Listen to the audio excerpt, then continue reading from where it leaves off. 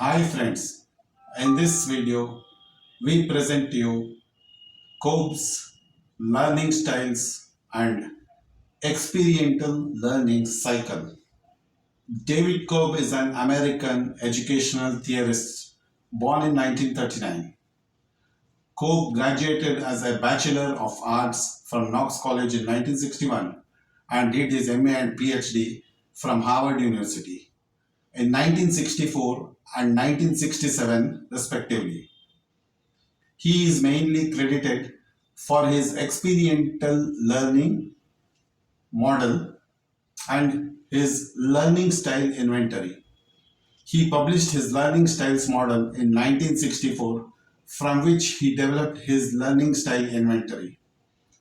Kolb's experiential learning theory works on two levels: a four-stage cycle of learning and four separate learning styles.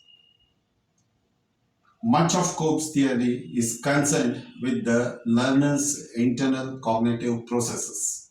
As per Kolb, learning is the acquisition of abstract concepts that applies flexibly to a range of situations. Don't we learn theory from the printed matter and wonder how this works in real life situation? As per Kolb theory, the urge for development follows learning and culminates in new concepts powered by new experiences. Kolb inferred that learning is the process whereby knowledge is created through the transformation of experience. To understand better, we have to understand that each cycle of learning begins with abstract symbolisms, and as the learning is applied, the experience culminates it into concrete form. Abstract means existing in thought or as an idea but not having a physical concrete existence. He means that there is no learning without the abstract form being brought into concrete experience.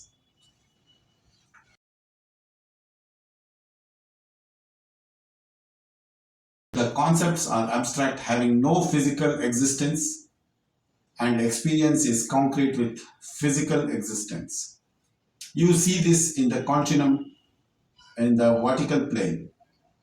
On the horizontal plane, it moves from active to passive. These can be equated as doers and thinkers respectively.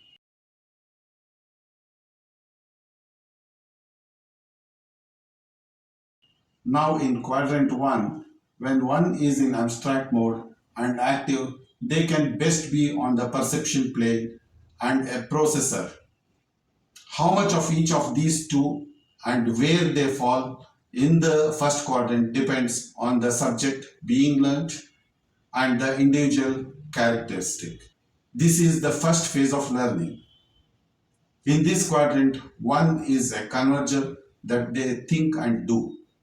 For example, a welder technician in this phase is being introduced to many theoretical concepts of metallurgy, joining of metals, and different objects by welding. The welder is abstractive in absorbing the knowledge of the theory behind welding technology. Of course, the knowledge is infinite and the dissipation must happen in phases. The knowledge required is dependent on the objective and the scope. Quadrant 2. When one is in the experiencing mode and active, they do and feel. It means that they are feeling the effect of doing what is learnt in phase 1. This is the second phase of learning. In this quadrant, one is accommodating that they feel and do. Moving out of quadrant 1, the welder has gained the abstract knowledge and ready to actively experiment.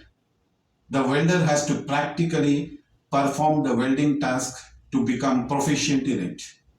Now, it so happens in the process of this, there could be errors. Now, in quadrant 3, the active experimentation of quadrant 2 culminates in passive reflection. In this quadrant, one is diverging that they feel and watch.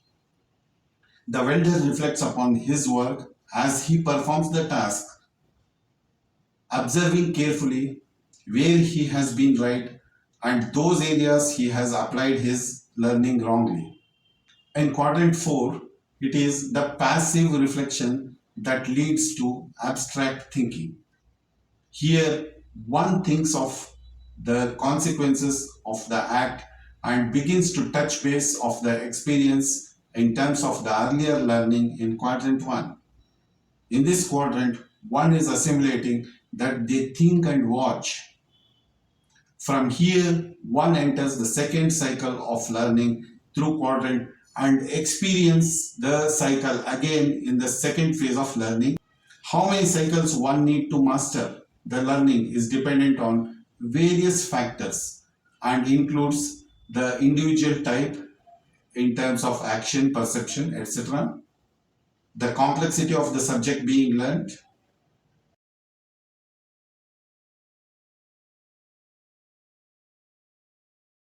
Let us look at the learning cycle in another perspective which Kolb has presented. For effective learning to happen, the learner should be able to perform the four stages of the model. It is to mean that no one stage of the cycle would be effective as a learning procedure. The cycle in itself portrays an abstract mental model in the ascending order of complexity of whatever the learner is learning about. Let us see the learning styles in depth. There are several factors like social environment, educational experiences, cognitive abilities of the individual, etc., that influence a person's style. But immaterial of it, the learning style one has to prefer itself is an outcome of two variables or two separate choices that we make. Cope presented this as vertical and horizontal axis, each in totally conflicting modes on the ends. The horizontal axis is the processing continuum, that is approach to a task or doing and watching, that is the physical activities. Then the vertical axis is the perception continuum, that is the emotional response or feeling about the task or thinking and feeling in abstract terms. One cannot perform both variables on a single axis at the same time. Example, think and feel. The learning style is a product of these two choices we make. The four learning styles as per Kolb are diverging, assimilating, converging, and accommodating. Now let us see the learning styles description. An assessment of one's learning style enables orientation of learning to a more preferred method. An individual responds to the stimulus of all learning styles at one stage or the other. Now let us see the learning style descriptions. An assessment of one's learning style enables orientation of learning to a more preferred method. An individual responds to the stimulus of learning styles at one stage or the other. One has to identify the style that suits best for the situation that makes learning more easy and quick. Now the first learning stage, diverging, feeling and watching. These people can look things with a different perspective. They view situations with different viewpoints. They are sensitive and observe keenly. They don't let go of a subject without keenly diving into the depth of it. They prefer to watch rather than do, gather information, and use their imagination to solve problems. Cobb called this style diverging since these people perform better in situations that require idea generation, for example, brainstorming. People with diverging learning style have broad cultural interests and like to gather information. They are interested in people, tend to be imaginative and emotional, and tend to be strong in the arts. They are open minded and receive personal feedback. The next learning style is assimilating, watching and thinking. The type involves an accurate, concise, and logical approach. For these people, the ideas and concepts are important more than people.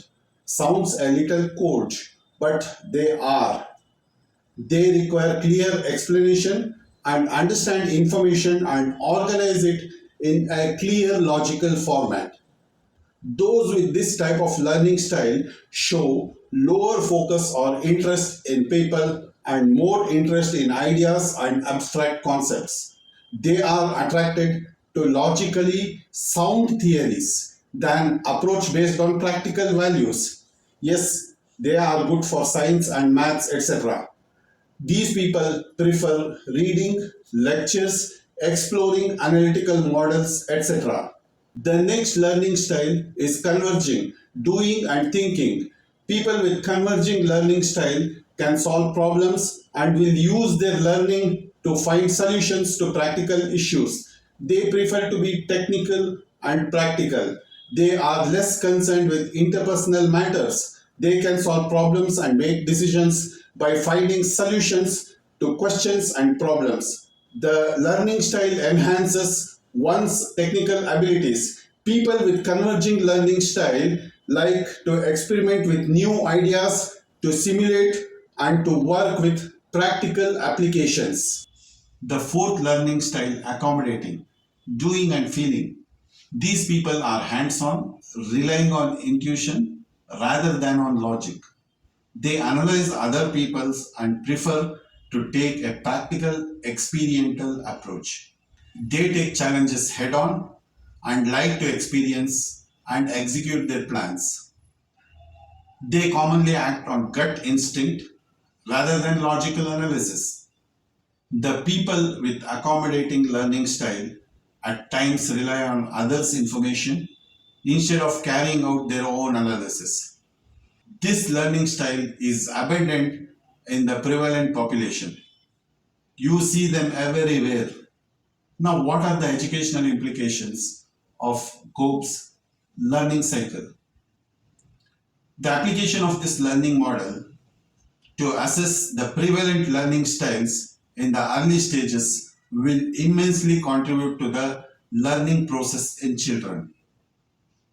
Friends, we come to the end of this video. We request you to like the video and subscribe to our channel in the link shown below. Thank you.